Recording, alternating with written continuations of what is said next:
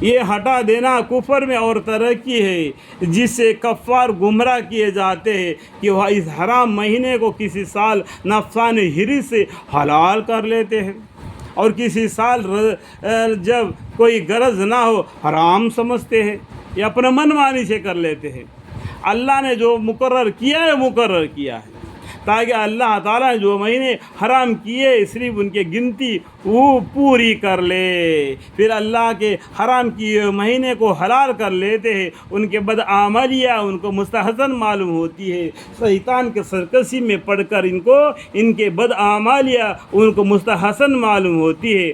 اللہ تعالیٰ اسے کافروں کو ہدایت کی توفیق نہیں دیتا۔ اللہم اغفر لی۔ اے ایمان والو، تم لوگوں کو کیا ہوا کہ جب تم سے کہا جاتا ہے کہ اللہ کی راہ میں جہاد کے لیے نکلو تو تم زمین کو لگ جاتے ہو؟ کیا تم نے آخرت کی وہ دنیا کی زندگی پر قناعت کر لی؟ اللہ تعالیٰ کیا بول رہے ہیں؟ کیا تم نے آخرت کے وہ دنیا کا زندگی پر قناعت کر لی؟ سو دنیا زندگی کا تمتمہ تو آخرت کے مقابل میں کچھ بھی نہیں، بہت قلیل۔ اگر تم نہ نکلو گے تو وہ یعنی اللہ تعالیٰ تم کو سخت سزا دے گا، یعنی تم کو ہلاک کر دے گا، اور تمہارے بدلے دوسری قوم کو پیدا کر دے گا اور ان سے اپنا کام لے گا۔ اگر تم اللہ کے کام نہ لوگے تو اللہ تعالیٰ تم کو ہٹا دے گا اور تمہاری جگہ پر دوسرے قوم کو پیدا فرما دے گا اور اس سے ان کا کام لے لے گا۔ سمجھ میں آیا بات؟ امام حسین کو میدان کربلا میں جو شہید کیے تھے، ان کا گردن کاٹ لیے تھے، تو ان کا بدلہ کس سے لیا گیا؟ آپ کو بھی معلوم ہے، تاریخ کی کتاب گواہ ہے، سید علی کا لال پڑھو، اور بھی آپ یوٹیوب چینل میں اس کے بارے میں بھی جان لو، اپنے ہاتھوں میں سیل ہے، اس سے بھی دین کو سیکھو۔ اگر تم نہ نکلو گے تو یعنی اللہ تعالیٰ تم کو سخت سزا دے گا۔ اللہ کی راہ میں ہجرت کرو گے، دشمن کو دفع کرنے کے لیے نہ نکلو گے تو اللہ تعالیٰ تم کو سخت سزا دے گا، یعنی تم کو ہلاک کر دے گا اور تمہارے بدلے دوسرے قوم پیدا کر دے گا اور ان سے اپنا کام لے گا۔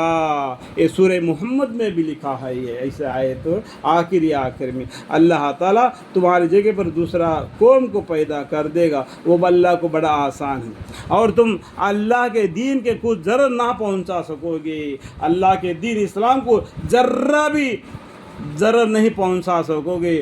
اللہ کو ہر چیز پر پوری قدرت ہے۔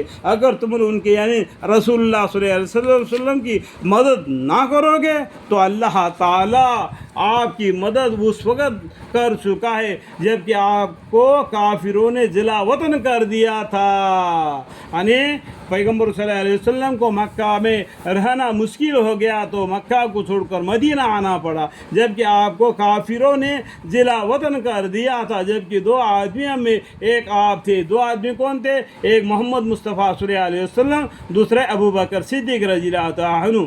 جس وقت کی دونوں غار میں تھے، غار شور، اس کو بولتے غار شور، سمجھ میں آ گیا؟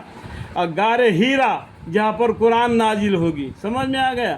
جبکہ آپ اپنے ہمراہی سے فرما رہے تھے کہ تم کچھ غم نہ کرو، لیکن اللہ تعالیٰ ہمارا ہمراہ ہے، ہمارے ساتھ کون ہے؟ تیسرا اللہ ہے، تم ڈرو مت۔ سو اللہ تعالیٰ نے آپ کے قلوب پر اپنی تسلی نازل فرمائی اور آپ کو ایسے لشکروں سے قوت دی جن کو تم نے نہیں دیکھا، اور اللہ تعالیٰ نے کافروں کی بات اور تدبیر نیسا کر دی کہ وہ ناکام رہے، اور اللہ کا بول بالا رہا، اللہ زبردست ہے، حکمت والا ہے۔ اللہ اکبر، اللہ اکبر، اللہ اکبر۔